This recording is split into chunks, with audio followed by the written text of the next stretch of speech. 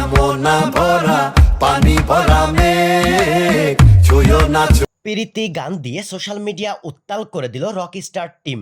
সিনেমাটির টিজারের বেশ রহস্যের সমাধান পাওয়া গেছে এই গানে। টিজারে দেখা গেছিল শাকিব খান আকাশের দিকে তাকিয়ে বলছে, আমাকে নিয়ে যাও তোমার সাথে। অনেকেই ভেবেছিল মা মারা গেছে এবং তাকে উদ্দেশ্য করেই এই কথা। এটা ভাবার পিছনেও একটা কারণ আছে। অ্যানিমেশন টিজারে দেখা গেছিল এক পাশে একটা মহিলা, অন্য পাশে বাচ্চা একটি ছেলে, অনেকটা অসহায় এবং দৃঢ় দৃষ্টি, যার জন্য অনেকেই ভেবেছিল মায়ের প্রতি রাগ, অভিমান এবং লাস্টে তাকে হারাই ফেলার কষ্ট থেকেই শাকিব খানের এই কথা। কিন্তু না, গানটিতে দেখা যায় পুলিশ শাকিবকে একটি গুপ্ত ঘরে ছুঁড়ে মারে। সেখানে বন্দী হয়ে যান শাকিব খান।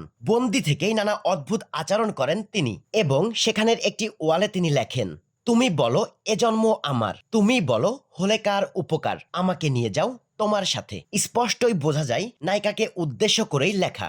আমার মনে হয় অনেকটা বাজেভাবেই নায়িকাকে হারাই ফেলেন শাকিব খান এবং তারপর থেকেই তার পতনের সূচনা। মুভিটা যদি 3টা পার্টের হয় তাহলে একটা পার্টে থাকবে শাকিব খানের সংগ্রামী জীবন, যেখানে দেখানো হবে রকস্টার হয়ে ওঠার গল্প। অন্য পার্টে শাকিব খান রকস্টার অর্থাৎ রকস্টার হওয়ার পরের গল্প এবং অন্য পার্টে ট্র্যাজেডি বা পতনের গল্প।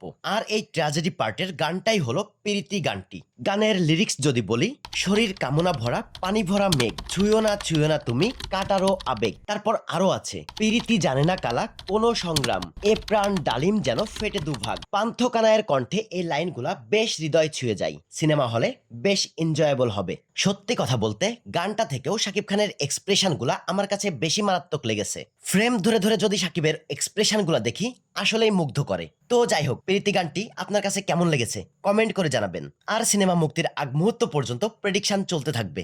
আমি আমার অপিনিয়ন থেকে ব্যাখ্যা করার ট্রাই করেছি। আপনার মতামত জানাবেন কমেন্ট বক্সে। ভিডিওটি ভালো লাগলে লাইক করবেন। আর বিনোদন জগতের যে কোনো আপডেট নিউজ পেতে চ্যানেলটি সাবস্ক্রাইব করে পাশেই থাকবেন। ধন্যবাদ।